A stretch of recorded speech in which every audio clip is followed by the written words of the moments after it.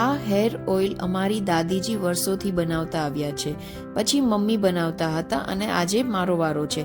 આજે એ જ પરંપરા હું તમારી સાથે શેર કરું છું. આ વિડીયો એન્ડ સુધી જોજો, બહુ મજા આવશે. ઘરનું ઓઇલ સરસ બને છે. તો પહેલા દિવસે એટલે કે સવારના મેં તેલ પલાળવા માટે એક પિત્તળનું તપેલું લીધું છે. આ તપેલામાં અમે વર્ષોથી આ તપેલામાં જ તેલ બનાવીએ છીએ. અને હવે મેં એમાં 2 મહાભૃંગરાજની પડી છે, જે તમે જોઈ શકો. આ પાવડરમાં, મહાભૃંગરાજ પાવડરમાં ઘણા બધા દેશી ઓસળિયા આમાં સમાવેશ થાય છે. આ પાવડરમાં આ એક તેલનો સ્પેશિયલ મસાલો આવે છે, જે એકદમ કેમિકલ ફ્રી મસાલો હોય છે. અને આ પિત્તળના તપેલાની જગ્યાએ તમે કોઈ બી સ્ટીલનું તપેલું સારું લઈ શકો છો.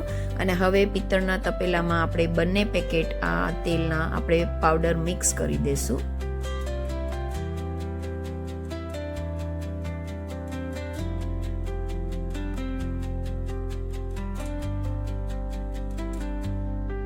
જો તમે જોઈ શકો છો, આ પાવડરમાં 2 પેકેટમાં નાની નાની કાચની બોટલ નીકળે છે, જે એકદમ સુગંધી આમાં ફ્લેવર આવે છે. એ આપણે તેલમાં એડ કરવાનું છે લાસ્ટમાં.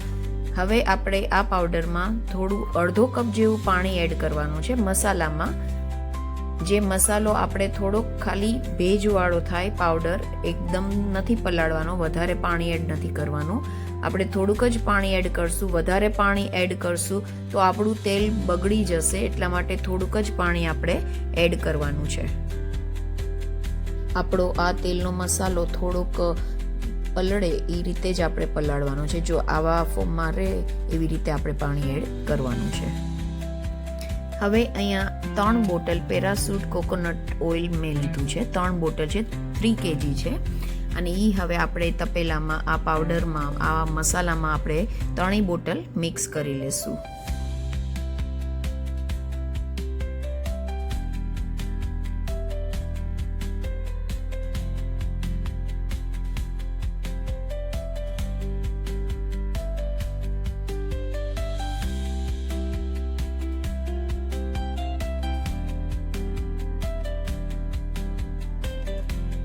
અને હવે 3 બોટલ એડ કર્યા પછી આપણે કેસ્ટ્રોલ ઓઇલ આવે છે, એટલે કે એરંડિયો આવે છે, એ 2 મોટા ચમચા ભરીને આપણે આમાં તેલમાં જ આપણે એડ કરી દઈશું.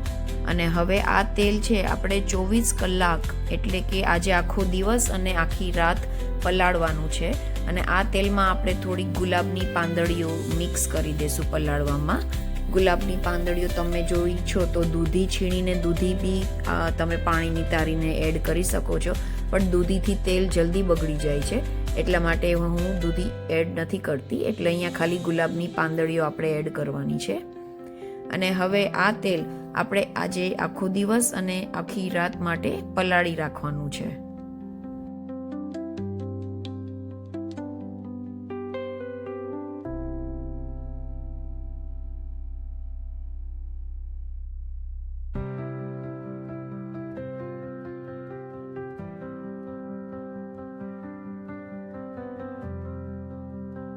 હવે આપણે બીજા દિવસે જોશું, આપણું તેલ એકદમ પલળી ગયું છે. આપણો જે મસાલો છે, તેલ અને મસાલો આપણે એકદમ સરખું ચલાવીને મિક્સ કરી લેશું. અને હવે આપણે ધીમા ગેસ ઉપર આપણે એકદમ સ્લો ફ્લેમ રાખવાની છે ગેસની. આપણે તેલ ઉકાળવાનું છે અને સ્લો ફ્લેમ પર જ આપણે 4 થી 5, 5 થી 6 જેવા ઉકાળા લાવવાના છે. અને સ્લો ફ્લેમ પર જ લાવશું. મીડિયમ ફ્લેમ કરશું કે ફાસ્ટ ફ્લેમ કરશું તો આપણું જે તેલ છે એ ઉભરાઈ જશે, બગડી જશે. એના માટે આપણે સ્લો ફ્લેમ પર જ ઉકાળા લાવવાના છે. અને જેવું આપણું તેલ ઉકળે એટલે આપણે ગેસ બંધ કરી દેશું. તેલ ઉકળે છે એ સમયે જો તમારું તેલ ઉભરાય અને તમને એવું લાગે કે તેલ બહાર આવે છે તો સીધું એને પકડીને તમે સાઈડમાં રાખી શકો છો જલ્દીથી, તો જેથી કરીને આપણું તેલ ઉભરાઈ ન જાય. જો હવે તમે જોઈ શકો છો આપણું તેલ ઘણું ઉકળી ગયું છે. હજી તેલને આપણે 5 થી 6 ઉભરા લાવવાના છે, એટલે આપણે ધીમા તાપે જ આપણે કન્ટિન્યુઅસલી ચલાવતા જશું અને ધીરે ધીરે ઉભરા આવશે.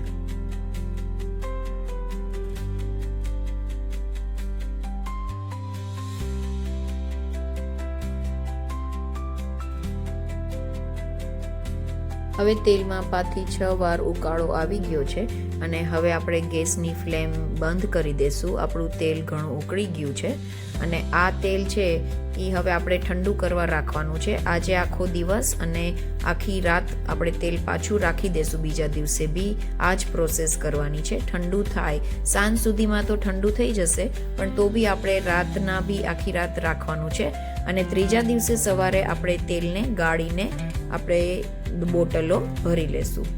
હવે અત્યારે આપણે ગેસની ફ્લેમ બંધ કરી દેવાની છે અને હવે સાઈડમાં રાખી દેશું આખી રાત માટે ઠંડુ કરવા.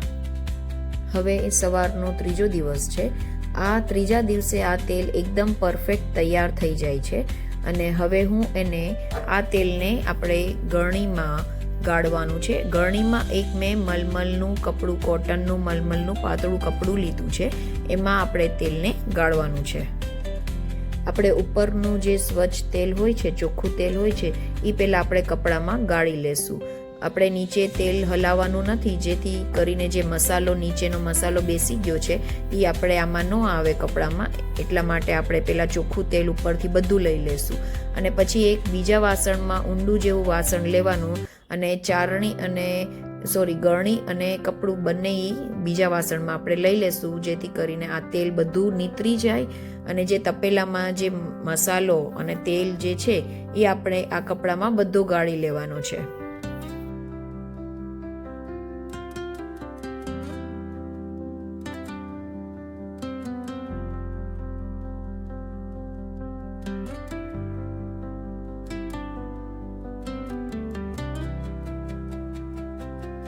બાકીનું તળિયાનું તેલ આપણે મસાલો અલગથી ગાળી લીધું છે અને હવે જે ચોખ્ખું તેલ છે એ તેલમાં આપણે જે મહાભૂંગરાજની પડી મસાલા જોડે જે નાની નાની બોટલો મેં બતાવી હતી પહેલાં, એ હવે આપણે લાસ્ટમાં આવી રીતે તેલમાં એડ કરવાની છે. સુગંધ માટે આવી બોટલો જોડે મસાલા જોડે આવે છે, એ બંને બોટલો આપણે એડ કરી દઈશું.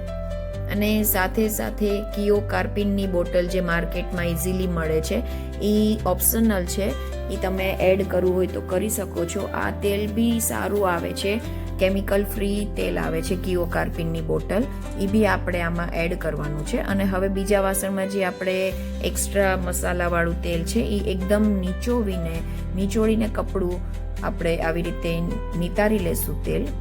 અને હવે કિયો કાર્પિનની બોટલનું તેલ છે એ બી આપણે આ તેલમાં એડ કરી દઈશું. આખી બોટલ આપણે એડ કરવાની છે.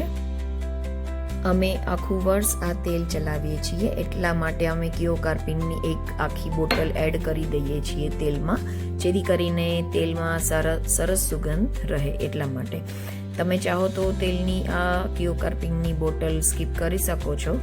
તમે ન એડ કરો તો બી ચાલે, પણ તમે એડ કરો તો વધારે સારું. તેલ તમારું એકદમ સુગંધી રહેશે.